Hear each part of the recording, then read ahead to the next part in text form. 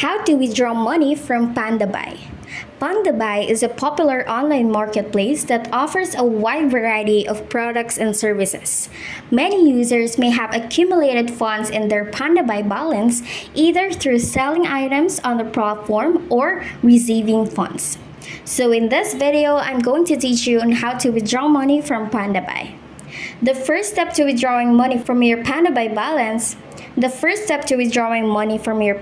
balance is to log into your account. If you don't have an account yet, you can easily create one by signing up with your email address, phone number, or social media account.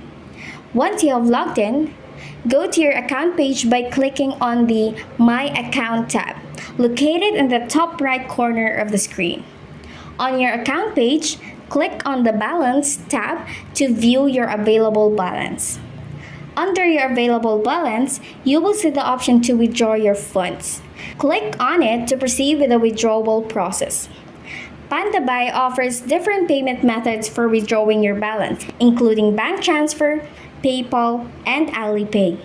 Choose your preferred method and click on Next to proceed.